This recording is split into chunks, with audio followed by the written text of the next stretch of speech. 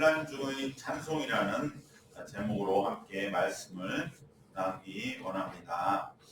우리나라의 상황이 매우 혼란스럽기 때문에 우리가 관심을 잘 갖지 않고 있지만 미국의 우리 친숙한 LA 로스앤젤레스에 산불이 나서 12일째 아직도 불을 끄고 있는 중이고 160제곱킬로미터, 즉 대전시의 면적의 4분의 1이 넘는 그 넓은 땅이 불에 타고 있는 상황입니다.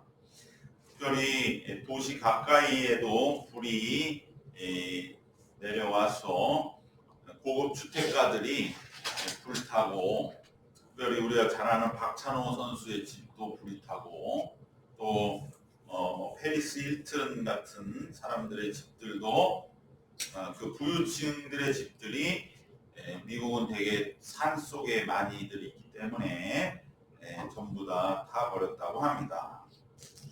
그런데 놀라운 것은 이렇게 화재가 휩쓸고 가니까 바로 그 LA의 사람들이 교회로 다시 미어 터질 정도로 모여들고 있다는 소식이 들려오고 있습니다.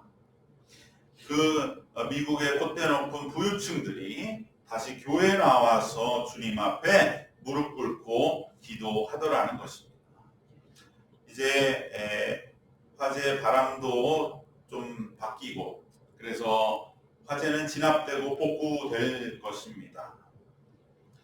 그렇다면 우리는 이 화재를 어떻게 봐야 되겠습니까? 바로 그들이 다시금 주님께로 나오게 되었다는 이 사실을, 그것을 우리가 보면서 우리는 이것을 단순한 불행으로만 여길 것인가, 다시 한번 새삼 이 일들을 보게 되는 것이죠. 올 한해도 우리가 한 해를 시작하면서 정말 많은 환난과 시련들을 또 보고 겪기도 합니다. 우리도 참 항공기가 추락하는 그러한 사고도 보고, 또 여러 가지 개인적인 환난과 시련은 해가 바뀌었어도 여전히 별로 변한 것 없이 우리에게 다가올지 모릅니다. 그러나 바로 이러한 큰 화재가 있고 나서 사람들이 다시 교회로 모이기 시작했다고 하는 이 일을 우리가 가만히 생각해 보면 정말 하나님의 그 깊은 뜻은 어디?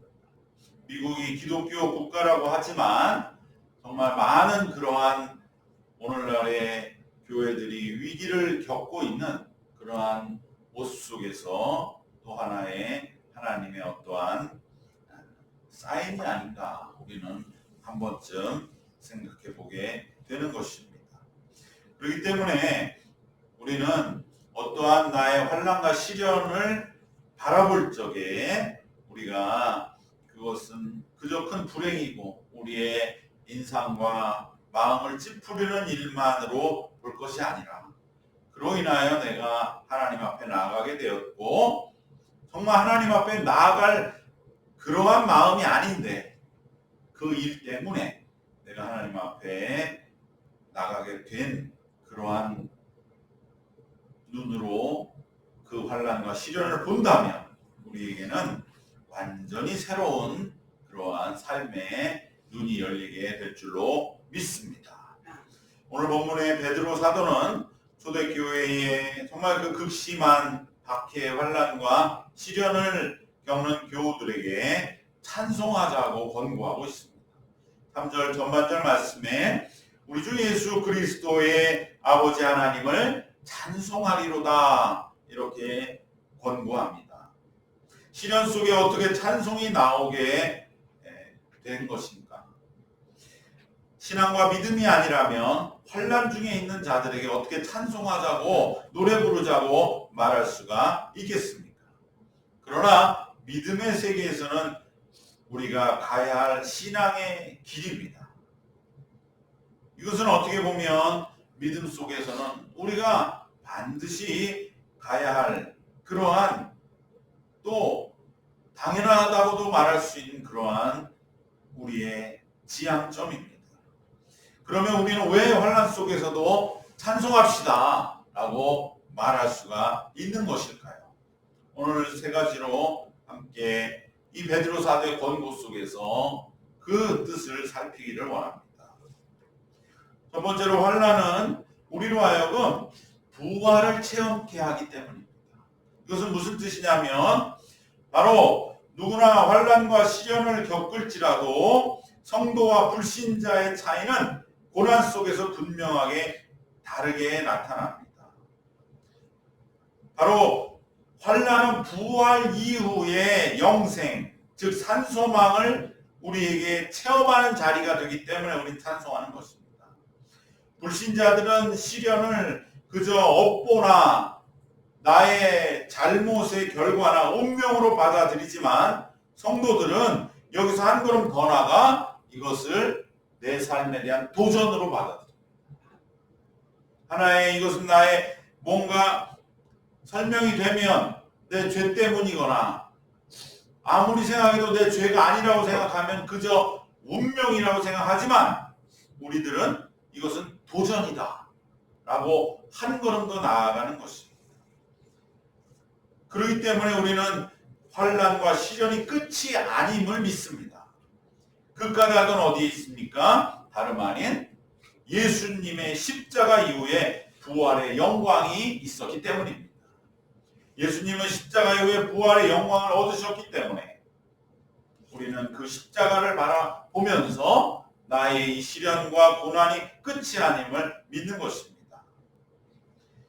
불신자의 눈으로 보면 예수님의 십자가는 그 십자가의 고난으로 끝나는 것 같았지만 우리 믿는 자의 눈은 그 이후에 모든 것을 뒤집어 버리는 부활과 영생이 있었습니다. 그렇기 때문에 우리 믿는 자들은 주님 안에서 우리가 겪는 시련과 고난은 결코 그 자체로 끝나지 않고 부활의 역사가 있음을 우리는 믿습니다. 그런데 이것을 믿고 있다가 언제 이걸 실감하고 체험하느냐? 그것은 바로 실제 우리가 환난을 경험하게 될 때입니다. 그때에 우리는 예수님의 십자가와 같은 그러한 환난을 경험하면서 고통스러워하다가 이것이 하나님이 허락하시는 새로운 문제 해결의 역사를 체험하게 될 때에 그때 우리는 고통이 끝이 아니구나. 하나님은 반드시 우리가 알지 못하는 문제 해결의 역사를 우리에게 예비하고 계셨구나를 체험하면서 우리는 부활을 실제적으로 확인하게 되는 것입니다. 그렇기 때문에 환난은 우리로 하여금 부활을 체험하는 자리가 됩니다. 우리가 잘 아시는 사도행전 16장에 빌립보의 사도 바울과 실라가 빌립보 감옥에 갇혀 밤중에 찬송을 불렀고 그때에 옥문이 열리는 놀라운 체험을 한 것을 우리는 빌립보의 바로 밤중에 부르는 찬송과 지진이 일어나 옥문이 열리는 그 빌립보의 역사를 우리는 알고 계실 것입니다.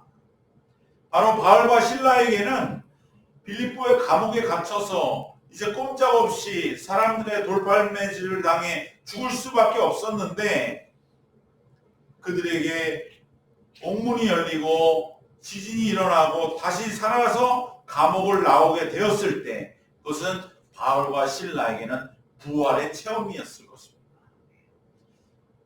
부활은 신비한 사건이기 때문에 어떤 형상을 보고 어떤 신비한 존재가 나에게 나타나서 부활을 우리는 체험하는 그러한 일도 있겠지만 그것보다 우리가 훨씬 가까운 것은 무엇이냐? 우리가 다분히 현실적으로 직접적으로 마주하고 고통스러운 그 시련 속에서 우리는 부활을 체험하는 것입니다.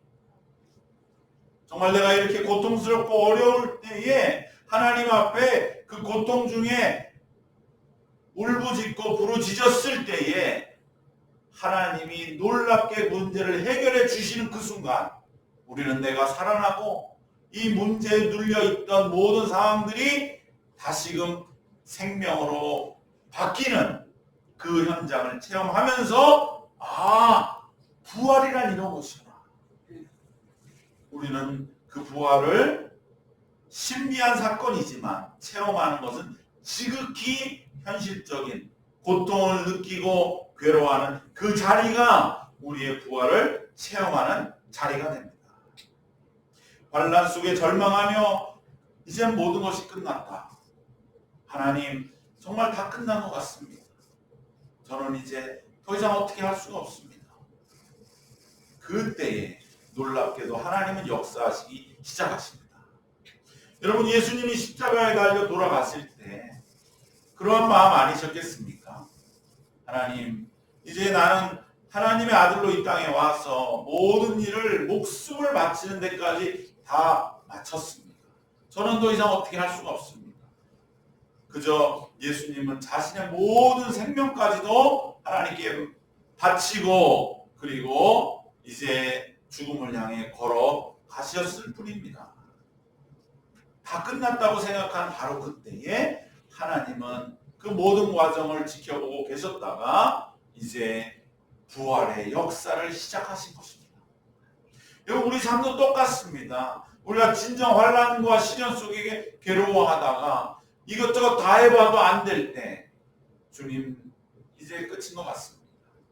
더 이상 저는 어떻게 할 수가 없습니다. 라고 하는 그 기도와 고백 속에 우리가 주님께 모든 것을 내려놓을 때 하나님은 바로 그때부터 역사하시고 정말 상상하지도 못했고 예측하지도 못한 새로운 돌파구가 우리에게 열리면서 문제가 해결될 때 바로 그때 우리는 부활이란 이런 것이구나. 예수님이 장사되어 돌문에 갇혀 계시는 아무것도 할 수 없는 바로 그때에 하나님은 역사하셔서 예수님을 죽음으로부터 일으키시고 그 무덤 문을 여시고 그리고 예수님을 부활시키셔서 걸어 나오게 하시는 바로 그 역사는 이러한 것이었구나 우리는 체험하게 되는 것입니다. 환난은 이러한 체험의 자리이기 때문에 우리는 시련 속에서도 찬송하는 것입니다. 오늘 말씀 3절 하반절과 4절에서 베드로 사도는 바로 이 점을 우리에게 선포하고 있습니다. 그의 많으신 긍휼대로 예수 그리스도를 죽은 자 가운데서 부활하게 하심으로 말미암아 우리를 거듭나게 하사 산 소망이 있게 하시며 썩지 않고 더럽지 않고 쇠하지 아니하는 유업을 입게 하시나니 곧 너희를 위하여 하늘에 간직하신 것이다. 베드로 사도는 초대교회의 환난 속에서도 우리는 예수님의 부활을 바라볼 때 산 소망을 갖게 되지 않느냐. 이것은 하나님이 하늘에 간직해 두셨다가 이 땅에 많은 환난 당하고 시련 당하는 자, 그 대표 예수님이 죽으셔서 무덤에 갇히셨을 때 하나님이 일으키신 역사를 우리는 부활의 첫 열매로 보았는데 그것을 체험하는 자리가 우리의 환난과 시련의 자리가 아니냐라고 우리에게 선포하고 있습니다. 그러기에 우리는 환난 중에서도 찬송하자라고 사도의 말을 듣는 줄로 믿습니다. 두 번째로 우리가 환난 속에서도 찬송할 수 있는 것은 환난 속에 우리의 믿음이 확고한 것으로 단련되기 때문에 우리는 찬송케 되는 것입니다. 우리 믿음은 평탄할 때보다 환난을 겪을 때 더 정련되고 확신한 것으로 체험됩니다. 삶이 그저 편안할 때는 우리의 믿음은 말랑말랑해지거나 심지어 잃어버릴 위기에 처할 수도 있습니다. 그러나 시련과 환난 속에서는 오직 믿음밖에는 없다고 하는 것을 온몸으로 체험하게 됩니다. 그리고 그 믿음을 붙들고 폐허 속에서 어둠 속에서 헤쳐나오려 하게 되는 것입니다. 서두에 말씀드린 LA 산불이 정말 그 LA에 살던 부유층들 아무것도 세상에 부러워할 것 없는 그저 삶이 너무나 편안해서 더 바랄 것 없는 그래서 믿음이 잃어버릴 위기에 처해 있는 바로 그들은 그 환난 속에서 정말 자신들의 그 잘난 줄 알았던 모든 것이 아무런 의지할 것이 없는 것을 이제 깨닫고 믿음을 다시 붙들고 주님 앞에 모여 나오고 있는 것 아닌가. 그들은 모든 걸 잃었지만 그 안에는 믿음을 회복했다면 오히려 그들에게는 복이라고 우리는 믿음 안에서 말할 수 있는 것입니다. 오늘 그 베드로 사도는 7절에서 그것을 분명하게 말씀합니다. 7절 말씀 우리 같이 한번 읽어보도록 하겠습니다. 너희 믿음의 확실함은 불로 연단하여도 없어질 금보다 더 귀하여 예수 그리스도께서 나타나실 때에 칭찬과 영광과 존귀를 얻게 하실 것이니라. 너희 믿음의 확실함은 불로 연단하여도 없어지는 금. 이것이 바로 그들이 다 타버린 불로 태워버린 금. 불로 연단하면 다 타버릴 그 금. 어떻게 보면 그 화재를 너무나 상징적으로 한마디로 표현한 것 같은, 불로 연단했을 때 다 없어지고 마는 그 금보다 더 귀한 것이 너희 믿음의 확신함이었고 더 귀한 것이었다는 것을 잃어버리고 살았던 이들에게 예수 그리스도께서 나타나실 때 칭찬과 영광과 존귀를 얻게 하실 믿음을 회복하는 그러한 계기가 되었다고 베드로 사도는 말씀해주고 있는 것입니다. 사실 요즘 많은 사람들은 또 영성에 관심을 가지고 뭔가 내 삶이 풍족해졌다고 해서 여기에 안주하는 것이 그저 교양적 차원에서는 이건 아닌데라는 어렴풋한 생각은 있습니다. 그들도 뭔가 보이지 않는 가치, 진선미를 추구하고 또 영원한 것을 바라보면서 산다고 하는 그러한 인정을 받고 싶어 합니다. 많은 사람들이 삶에서 가장 중요한 것은 그저 물질이 아니라고 하는 것은, 오히려 물질이라고 하면 자기가 너무 속물 같다고 하는 생각은 하고 있는데, 중요한 것은 무엇이냐? 삶의 가장 중요한 것이 이건 아니라고 하면서도 이것에 매이게 되는 것이죠. 삶의 가장 중요한 것이 믿음이라고 하는 것, 서로 사람들과의 사랑과 믿음인 것, 그것은 알고 있습니다. 그러나 그 믿음을 그래서 갖고 싶어 하지만 믿음이 갖게 되어지지가 않는 것입니다. 믿음이 정말 귀하다는 건 알고 있어요. 많은 사람들이요, 우리 기독교 신앙에 대한 지식은 굉장히 잘 알고 있습니다. 우리가 생각하는 것처럼, 우리가 생각할 때는 믿지 않는 자들, 교회도 안 나오는 사람, 기독교에 대해 뭘 알겠나? 이렇게 생각하죠. 그 사람들이 어떻게 보면 더 잘 알아요. 중요한 것은 믿음이 없는 거예요. 믿음이 안 생기는 거예요, 그 사람. 근데 우리는 그 사람도 지식적으로는 더 공부를 많이 했을 수 있지만 우리는 믿음이 생기는 거예요. 근데 이 믿음이 어떻게 생겼는가? 편안할 때 생겼는가? 가만히 생각해 보면 시련 속에서 생긴 것이죠. 머리로만, 그저 지식으로만, 그래 내가 너무 물질적인 건 너무 속물이야. 그런데 뭔가 신앙과 믿음이라고 하는 것을 내가 좀 가져야겠어. 그러한 편안한 마음으로 믿음이 가져지지가 않는다는 것이죠. 우리가 환난 속에서, 시련 속에서 정말 주님을 붙들어 본 사람들이 그 믿음을 얻게 되는 것입니다. 바로 이 믿음은 누구나 갖고 싶어 한 마음은 있습니다. 그러나 이 믿음을 얻는 것은 쉽지가 않습니다. 그러기에 환난은 비록 우리가 피하고 싶은 것이지만 이처럼 귀한 믿음을 얻게 함으로 우리는 환난 중에서도 찬송할 수가 있는 것입니다. 마지막으로 우리는 어떻게 해서 환난 중에도 찬송할 수 있는가? 환난은 끝나지 않을 것 같지만 잠깐 동안 허락하신 것이기 때문에 우리는 찬송할 수가 있습니다. 여러분, 하나님께서 우리에게 주시는 시련은 하나님께 목적이 아니라 수단입니다. 근데 시련 속에 있을 때 이걸 받아들이기가 참 어려워요. 우리가 이 문제가 해결되는 게 목적이라고 생각되거든요. 이걸 해결해 줘야 목적이 달성되는 건데 하나님의 입장은 그게 목적이 아닌 거예요. 그것을 해결하는 것은 수단이고 그로 인하여 하나님의 목적은 우리 자신을 얻기 위한 게 목적이라는 거예요. 그런데 시련과 환난 속에 있는 사람들에게는 이것이 잘 들리지가 않죠. 하나님, 내가 이 시련과 환난을 극복하는 걸 목적으로 할 수밖에 없습니다. 나는 이게 너무 지금 중차대하기 때문에.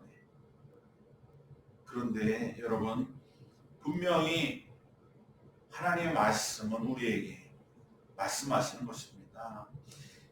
하나님은 우리에게 우리 자체가 목적이고 우리에게 복 주시기를 원하십니다. 그렇기 때문에 시련은 목적이 아니라 하나님께 철저하게 수단인 것입니다. 이것을 우리가 알게 하시기 위하여 성경 66권이 쓰여져 있는 겁니다. 이것이 바로 창조신앙입니다. 창조신앙은 하나님께 우리가 목적이라는 것입니다. 하나님은 세상을 지으시고 참 좋았다라고 말씀하시고, 그런데 이 좋은 세상에 정말 더 좋은 것은 바로 우리 인간이라고 말씀하신 것입니다. 그렇기 때문에 하나님의 시련은 목적이 아니라 수단이요, 하나님의 목적은 우리 인간들인 것입니다. 우리 한 사람 한 사람이 하나님의 목적입니다. 그렇기 때문에 환난은 매우 오래 지속되는 것 같지만 지나고 보면 결코 길지가 않습니다. 목적이 아닌 수단일 뿐이기 때문입니다. 수단이라고 하는 것은 그것이 끝까지 그걸 붙들고 있을 필요가 없잖아요. 목적이 달성되면 수단은 놓아주는 것이지요. 시련도 마찬가지입니다. 목적이 달성되면, 하나님이 우리를 얻으시면 수단은 손을 놓아 버리는 것입니다. 우리가 작년 한 해 또 올해 시작은 이러한 여러 가지 환난과 시련 속에 시작하지만 이것은 결코 길지 않습니다. 이제 우리는 점점 더 하나님의 이 수단을 다 놓아버리시는, 그래서 우리 자신을 얻는 그러한 과정을 향해 한 걸음 한 걸음 나가게 될 줄로 믿습니다. 환난을 통과하며 우리는 조금씩 앞으로 나아가게 됩니다.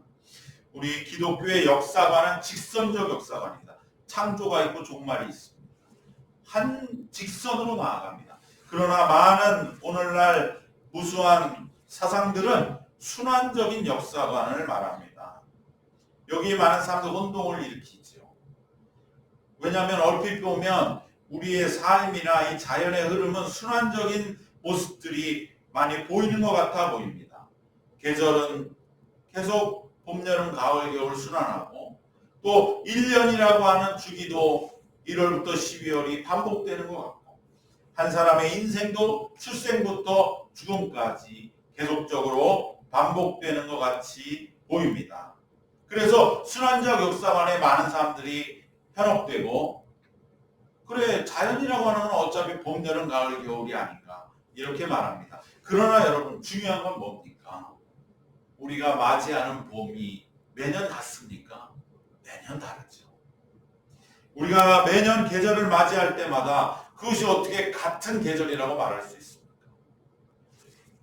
우리는 늘 새롭게 맞이하는 것입니다. 우리는 이 올해를 또 새롭게 맞이하는 것입니다. 작년과 똑같은 한 해, 이것은 신앙이 아닙니다. 올해는 내가 하나님이 새로운 역사를 나에게 허락해 주신다.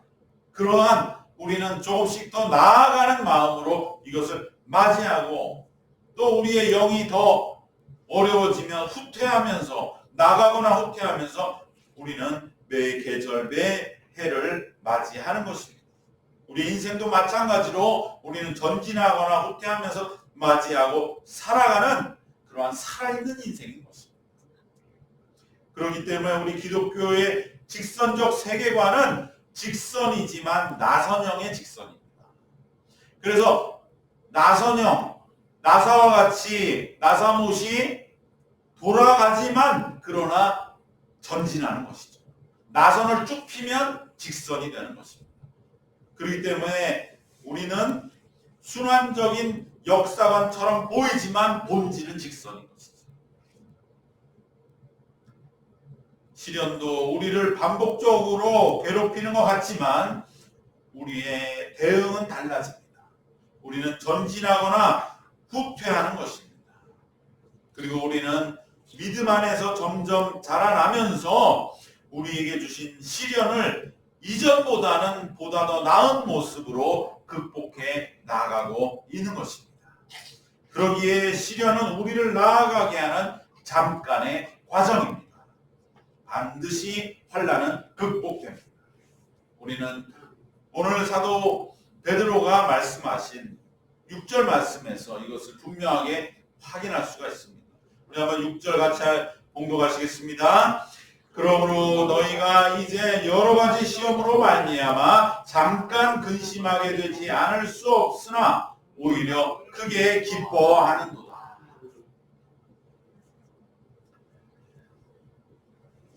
우리 앞에 있는 모든 시련과 환난은 잠깐입니다. 우리는 반드시 이것을 잊지 말고 우리가 그렇게 생각하면 됩니다. 우리는 분명하게 올 한해 내게 주어진 모든 일들, 시련과 환난은 잠깐이다. 그것을 나이가 믿고 그리고 한 걸음 한 걸음 주님과 동행하다 보면 어느덧 그 시련으로부터 우리 자신 자유로워진 내 자신의 모습을 우리는 발견하게 될 줄로 믿습니다. 올 한해 우리 앞에 놓인 모든 환난과 시련도 결코 길지 않음을 믿고 우리들이 그 모든 것들을 한 걸음 한 걸음 차분하게 대처해 나감으로 이겨내시기를 축원합니다. 아멘. 그럼으로써 우리는 우리의 믿음은 더 강해질 것입니다. 바로 모든 것을 화재로 잃어버렸지만 다시 성전으로 교회로 모이고 있는 자들, 본래 그들의 선조들은 다 그랬던 사람들이고 그 사람들은 신앙의 자유를 위해 신내륙으로 와서 지금 그들이 살고 있는 집보다 훨씬 더 헛간 같지도 않은 그러한 곳에 살면서 그들은 오히려 주일마다 교회에 모여서 하나님을 찬송하고 그래서 그렇게 축복받는 나라를 세운 것입니다. 어느덧 그들의 삶이 불로 연단하는 그 금으로 다 채워지고 마니까 그것들이 다 무너졌을 때 다시 그는 믿음을 회복했던 것입니다. 이것은 오늘 우리에게 주시는 하나님의 분명한 말씀으로 듣고 우리는 이 시련 속에서 우리의 믿음은 더 강해질 것이고 그리고 우리는 그토록 우리가 체험하길 원하는 부활을 체험하는 그래서 우리는 예수가 부활하셨다. 자신 있게 이 과학의 시대, AI 시대에도 자신 있게 세상에 증거할 수 있는 체험을 가진 자. 예수의 부활은 어떤 신비적인 사건, 어떤 주술적인 신령한 사건이 아니라 내 삶 속에서 진짜 체험된 사건이라고. 내가 정말 더 이상은 할 수 없습니다. 다 끝났습니다. 하나님, 여기까지인 것 같습니다. 할 바로 그때에 하나님은 역사하셔서 나를 다시 살려주셨어. 나를 회복시켜 주셨어. 정말 모든 게 끝났다고 하는 그 절망 속에서 오늘 이렇게 나는 찬송하며 감사하며 기쁨 속에 잠깐 지나간 고난에 대해서 이렇게 담담하게 소개하고 말할 수 있게 되었노라고. 그것이 나의 부활이라고. 우리가 그렇게 증언하고 나눌 수 있는 그러한 강건하신 그 체험으로 확증되는 올 한 해 되시기를 주님의 이름으로 축원합니다. 기도하겠습니다. 하나님 감사합니다. 우리가 크고 작게 겪고 있는 시련과 환난들 그리고 우리의 사회와 온 지구가 여러 가지로 시련과 환난을 겪으면서 우리는 불신자와 같은 그러한 모습이 아니라 진정 주님이 우리 속에서도 환난 중에 찬송하자고 한 이 사도 베드로의 호소를 들으며 우리가 찬송할 수 있는 그 분명한 이유들을 다시 한번 주님 우리 마음에 새기고 이 환난을 통해서 우리는 부활을 체험하게 되고 우리의 믿음은 불로 연단하여 없어질 금보다 더 정한 것이 되며 그리하여 잠깐 동안 있어질 것인 이 환난을 우리가 능히 이기는 올 한 해가 되는 우리 믿음의 모든 권속들이 되게 하여 주시옵소서. 하나님께서 우리의 믿음과 시련 속에서 더욱 믿음으로 말미암아 부활의 체험으로 말미암아 그리고 잠깐 지나가는 이 분명한 소망과 사실로 말미암아 이 모든 시련 속에서 찬송이 끊이지 아니하는 하루하루가 되게 하여 주시옵소서. 예수님의 이름으로 기도드리옵나이다. 아멘.